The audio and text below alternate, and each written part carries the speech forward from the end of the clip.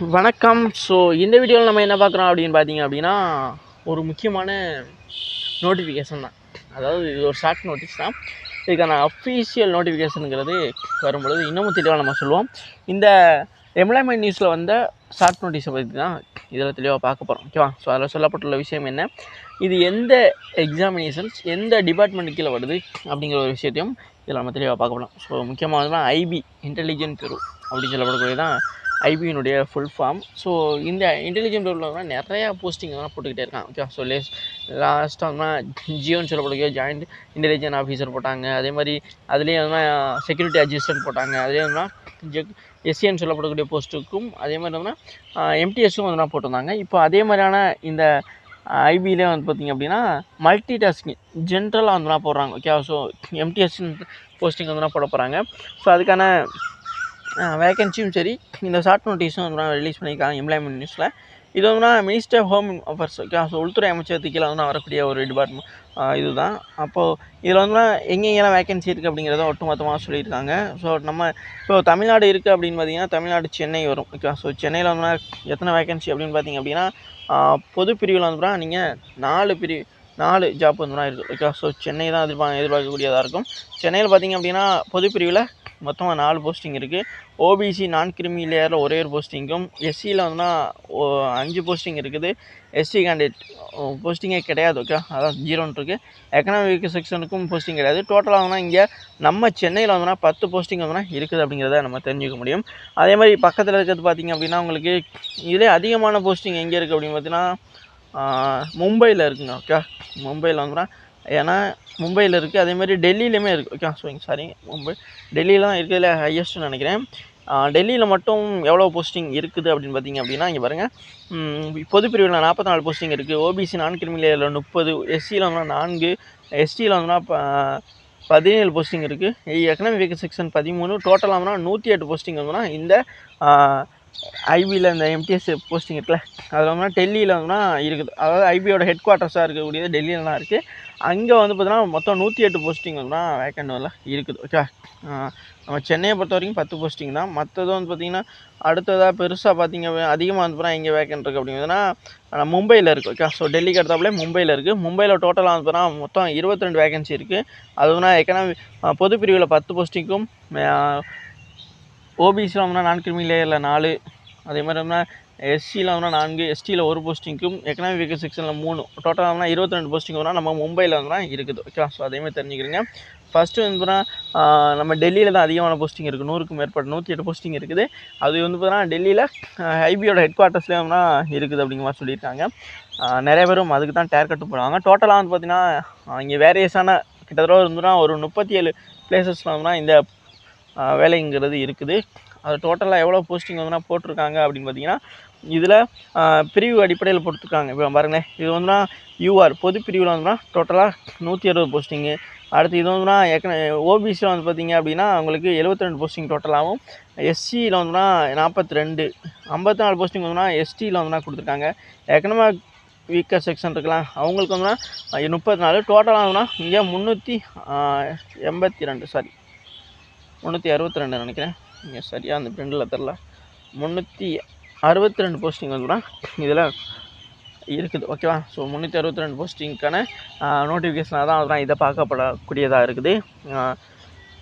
நம்ம தமிழ்நாட்டில் உள்ளதும் அதிகமாக உள்ளதும் அடுத்த இந்த 3 லெவலில் உள்ளது மும்பை அண்ட் டெல்லி, அதே மாதிரி தமிழ்நாட்டில் உள்ள வேகன்சிலாம் பார்த்துருக்கோம். ஓகேவா. ஸோ மற்றதெல்லாம் ரொம்ப கம்மியான 1 டிஜிட்டு அதெல்லாம் தான் இருக்குது. தெரிஞ்சிருக்கும்னு நினைக்கிறேன். நமக்கு பக்கத்தில் திருவாண்டரத்தில் ஒரு 13 போஸ்டிங் இருக்குது. ஓகேவா. ஸோ நமக்கு பக்கத்தில் இருக்க திருவனந்தபுரம் கேரளா மாநிலத்தில் ஒரு 13 போஸ்டிங் இருக்குது. அதையுமே நீங்கள் தெரிஞ்சுக்கலாம். ஓகே. எஸ், நமக்கு அண்டை மாநிலம் தானே அது. ஓகே. அடுத்து அப்படியே இதுக்கான நோட்டிஃபிகேஷன்ஸ் அந்த டீட்டெயில்ஸை பார்க்கலாம். ஜென்ரல் சர்வீஸ் குரூப் சியில் 4 ஜெக்டரில் வரக்கூடியதான் இந்த போஸ்டிங்ஸாக இருக்குது. மினிஸ்டர் லெவலில் வரும். இதுக்கான ஃபே ஸ்கேல் பார்த்திங்க அப்படின்னா லெவல் 1 அடிப்படையில் 18,000 56,900 வரைக்கும் தான் இதுக்கான சேலரி இருக்கும் அப்படிமா சொல்லியிருக்காங்க. அலோவன்சஸும் இது கூட வரும். ஓகேவா. ஸோ இது லெவல் 1 பேசிக் ஸ்கேல் தான் இதில் கொடுத்துருக்காங்க. ஓகேவா. அதையுமே நம்ம தெளிவாக தெரிஞ்சுக்கணும். ஓகேவா.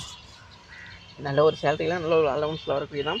செக்யூரிட்டி அலவன்ஸ் 20% இருக்கும். அதே மாதிரினா 30 டேக்கான டியூட்டி ஹாலிடே இதுக்கும் சேர்த்து ஒன்றா கொடுப்பாங்க. ஓகேவா, அந்த அலோன்சஸ் நார்மலாக அவ்வளோதான். அதே மாதிரி குவாலிஃபிகேஷன் என்னென்னு பார்த்தீங்க அப்படின்னா எம்டிஎஸ் அப்படிங்கிறனால 10th படிச்சிருந்தா போகிறோம். ஓகே, ஸோ நீங்கள் 10th படிச்சிருந்தீங்க, 10th பாஸ் ஆகிருந்தீங்கன்னா வந்து போதும். இது அதுதான் தான் இதுக்கான குவாலிஃபிகேஷனாக தான் சொல்கிறாங்க. ஓகே, ஸோ வேறு எதுவும் அவங்க சொல்லலை. அதே மாதிரி வந்து பார்த்தீங்கன்னா அடுத்த ஏஜ் பார்த்தீங்க அப்படின்னா உங்களுக்கு இங்கே 18லேருந்து உங்களுக்கு வந்து பார்த்தீங்கன்னா வயசு 25க்குள்ளே இருக்கணும் அப்படிங்கிற மாதிரி சொல்கிறாங்க. ஓகே, எஸ், அதுதான் அவங்க சொல்லக்கூடியதாக இருக்குது. ஏஜ் பார்த்திங்கன்னா 18லேருந்து 25 வயசுக்குள்ளே உள்ளவங்களாக இருக்கணும் அப்படிங்கிறத சொல்கிறாங்க. எந்த தேதி அடிப்படையில்னு பார்த்தீங்கன்னா 14/12/2025 அடிப்படையில் உங்களுக்கு 18லேருந்து 25 வயசுக்குள்ள உள்ளவங்களாக இருந்தால் நீங்கள் இருக்கணும் அப்படிங்கிறத இங்கே வந்து சொல்லியிருக்காங்க. அடுத்து ஏஜ் லிமிட்டுங்கிறது இருக்கா அப்படின்னு பார்த்தீங்கன்னா கண்டிப்பாக இருக்குது. ஓகேவா, ஸோ இங்கே வந்து போனால் எஸ்சி எஸ்டிஸ்க்கு வந்து போனால் 5 வருஷமும், ஓபிசிக்கு 3 வருஷமும் வந்து போனால் நார்மலாக எல்லாருக்கும் ஃபாலோ பண்ணக்கூடிய ஒரு ஏஜ் லிமிட்டை தான் இவங்களுமே ஃபாலோ பண்ணுறாங்க. வேறு எந்த விஷயம் கிடையாது. அடுத்த விஷயத்த நம்ம பார்க்க வேண்டியது அப்படியே வந்துன்னா இந்த ரிசர்வேஷன் வேகன்சி ஓகே, ஸோ எல்லாருக்கான ரிசர்வேஷன்ஸும் இதில் ஃபாலோ பண்ணப்படக்கூடியது அப்படிங்கிறத சொல்லியிருக்காங்க. வேகன்சிஸ் வந்து தான் மாற்றம் இருக்கலாம். ஓகே, ஒன்று அதிகரிக்கலாம் அல்லது குறையலாம் அப்படிங்கிற விஷயத்தையும் அவங்க சொல்லியிருக்காங்க. அடுத்ததாக பார்த்தீங்கன்னா அவ்வளோதான், அப்படி கீழே வந்துடலாம். எக்ஸாம்ங்கிறது எப்படி நடக்கும் அப்படின்னு பார்த்தீங்க அப்படின்னா ஒரு 2 கேட்டகரியில் தான் நடக்கப்படுது. ஓகே, இந்தியா வேலை பார்த்தீங்கன்னா இந்தியா ஃபுல்லாகவே வந்து தான் இருக்கும். ஓகே, ஸோ இந்த இடத்துல அப்படிங்கிறத அவங்க சொல்ல முடியாது. இந்தியாவில் எந்த மாநிலத்தில் வேணால் எந்த ஊரில் வேணால் தான் இருக்கலாம் அப்படிங்கிறத தெளிவாக சொல்கிறாங்க. அதாவது இங்கே சொல்லி நாங்கள் 37 இடம் அந்த இதில் எங்கே வேணாலும் தான் வேக்கன்ட் வேணால் ஃபில் பண்ணப்படலாம். அதனால் இப்போ நம்ம தமிழ்நாடுனா தமிழ்நாட்டிலே தான் போடுவாங்க அப்படிங்கிறது கிடையாது. தமிழ்நாட்டுக்கான கட்டாஃபில் நீங்கள் இருந்தீங்க அப்படின்னா கண்டிப்பாக உங்களுக்கு தமிழ்நாட்டிலே கிடைக்க வாய்ப்பு இருக்குது. ஆனால் பட் வந்து பார்த்தீங்கன்னா ஸ்டார்டிங்கில் தமிழ்நாட்டில் போட்டாலுமே அடுத்தடுத்த ப்ரொமோஷன்ஸும் சரி ட்ரான்ஸ்ஃபர்னும் சரி எங்கே வேணாலும் தான் மாற்றப்படலாம். அதனால் அதுக்கேற்ற மாதிரியான உங்களுக்கு ஓகே அப்படின்னா நீங்கள் அப்ளை பண்ணிக்க முடியும் அப்படிங்கிறது தான் சொல்கிறாங்க. இப்போ எக்ஸாம் பேட்டர்ன் பார்த்திங்க அப்படின்னா அதுதான் சொல்கிறாங்க. Tier 1 Tier 2 அப்படிங்கிறது இருக்குது. ஸோ Tier 1 பார்த்திங்க அப்படின்னா உங்களுக்கு மொத்தம் 100 கொஸ்டின்ஸ் இருக்கும். ஒரு கொஸ்டின்ஸ்க்கு 1 மார்க் வீதம் தான் கொடுக்குறாங்க. இதில் என்ன டாபிக் வருதுன்னா ஜென்ரல் அவேர்னஸ் 40 கொஸ்டின்ஸ் இருக்குது. குவான்டிட்டி ஆப்டிடியூட் வந்து 20 இருக்குது. நியூமரிக்கல் ரீசனிங் இருக்குல்ல அது 20. Okay, English language 20. ஓகே, டோட்டலாக 100 கொஸ்டின்ஸு. ஒரு கொஸ்டின்ஸ்க்கு 1 மார்க் வீதம் 1 ஹவர் வந்து தான் இதுக்கான டைமிங் கொடுக்குறாங்க. ஓகே, ஸோ இதில் வந்து நெகட்டிவ் மார்க் பார்த்திங்க அப்படின்னா 1/4 4க்கு 1 தான் நெகட்டிவ் மார்க் வந்து தான் எடுக்கப்படுகிறது. அதே மாதிரி வந்து Tier 2 பொறுத்த வரைக்கும் வந்து பார்த்தா இங்கே ரொம்ப முக்கியமான ஒரு விஷயம் என்ன, Tier 2 என்ன சொல்ல வராங்க அப்படின்னு பார்த்தீங்கன்னா Tier 2 அதுலேருந்து அதாவது Tier 1லேயும் செலக்ட் ஆகிறவங்க Tier 2க்கு வருவாங்க. இதில் டிஸ்கிரிப்டிவ் பேப்பர் இருக்கும். இது வந்து இங்கிலீஷ் லாங்குவேஜஸ் அண்ட் காமெடி இங்கிலீஷில் தான் அதெல்லாம் இருக்கும். இங்கிலீஷில் தான் அதெல்லாம் நீங்கள் எழுதணும். ஃபுல்லாக அதெல்லாம் 50 மார்க் இருக்கும். டோட்டல் மார்க் 50 தான். ஓகே, ஸோ 50 தான் 50 மார்க்குக்கு வந்து தான் இருக்கும். இது டிஸ்கிரிப்டிவ் கட்டுரை மாதிரியான இதை எழுதுகிற மாதிரி இருக்கும். அதில் செலக்ட் ஆகிறவங்கள வந்து அடுத்த லெவலுக்கு வந்து அவங்க வந்து செலக்ட் பண்ணுவாங்க அப்படிங்கிறத சொல்கிறாங்க. ஓகே, புரிஞ்சுருக்குன்னு நினைக்கிறேன். கட் ஆஃப் வந்து 100க்கு இருக்கும் Tier 1 பொறுத்த வரைக்கும். அடுத்த வந்து இதில் Tier 2ல் அந்த 50 மார்க் அடிப்படையில் வந்து எடுப்பாங்க அப்படிங்கிறத சொல்கிறாங்க. ஓகே, அவ்வளோதான். இதுக்கான டேட்டு சிட்டி ஆஃப் எக்ஸாமினேஷன்ஸுங்கிறதுனா எஸ்எஸ்சி எக்ஸாம் எங்கெங்கெல்லாம் நடக்குதோ அங்கெல்லாம் வந்து நடத்தப்படும். அதாவது நமக்கு அருகாமையில் இருக்க திருச்சி, மதுரை, சென்னை இது மாதிரியான திருநெல்வேலி, சேலம் அது மாதிரியான ஊர்களில் வந்து சென்டர்ஸ் அலாட் பண்ணுவாங்க அப்படிங்கிறத சொல்கிறாங்க. வேறு என்ன விஷயம் இருக்கிறது, அப்படி எப்படி அப்ளை பண்ணுறது அப்படிங்கிறதுனா அதுக்கான ஆன்லைன் அப்ளிகேஷன்ஸ்ங்கிறது எப்போ ஓப்பன் ஆகுது அப்படிங்கிறதையும் நம்ம தெரிஞ்சுக்கணும். ஏன்னா ரொம்ப ரொம்ப முக்கியமானது அதுதான். ஓகே, ஸோ இவ்வளோ விஷயத்தை தெரிஞ்சுட்டு எப்போ ஓப்பன் ஆகுங்கிறது தெரியல அப்படின்னா ரொம்ப இதாயிரும். இப்போ 22/11/2020 நவம்பர் 22ஆம் தேதி வந்து இதுக்கான ஆன்லைன் அப்ளிகேஷன்ஸ் ஓப்பன் ஆகுது. ஓகே, ஸோ ஓப்பன் ஆகக்கூடியது இது. க்ளோஸ் ஆகிறது வந்து டிசம்பர் 14ஓட வந்து க்ளோஸ் ஆகுது. ஓகே, ஸோ டிசம்பர் 14ஓட க்ளோஸ் ஆகுது. ஓகே, அதையும் தெரிஞ்சுக்கிறேங்க. நவம்பர் 22 ஓப்பன் ஆகி டிசம்பர் 14 தான் இந்த ஆன்லைன் அப்ளிகேஷன்ஸ்ங்கிறது க்ளோஸ் ஆகுது.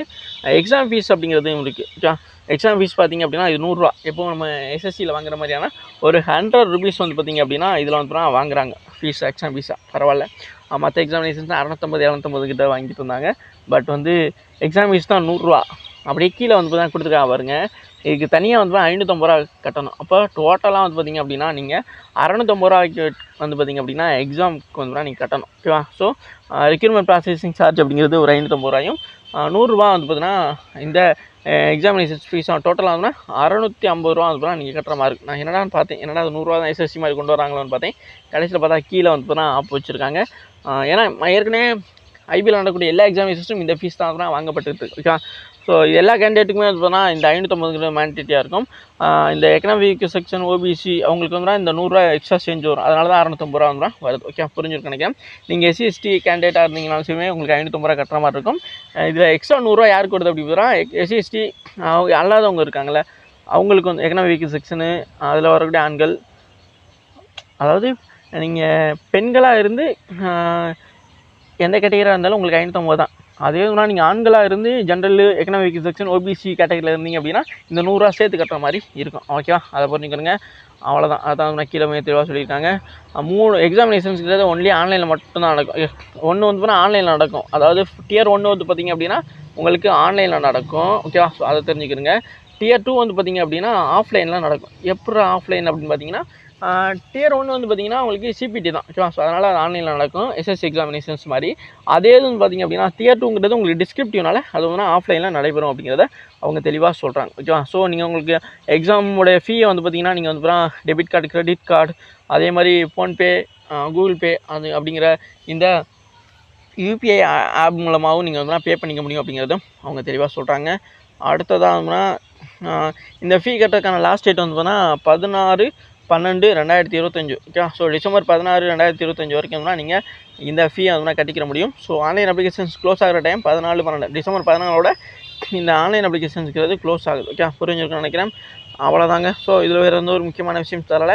இன்னும் அஃபீஷியலான நோட்டிஃபிகேஷன் வரும்போது தெளிவாக நம்மளால் பேசிக்க முடியும். ஓகே, ஸோ இது வரைக்கும் வீடியோ ஃபுல்லாக அது மிக்க நன்றி. Thank you guys.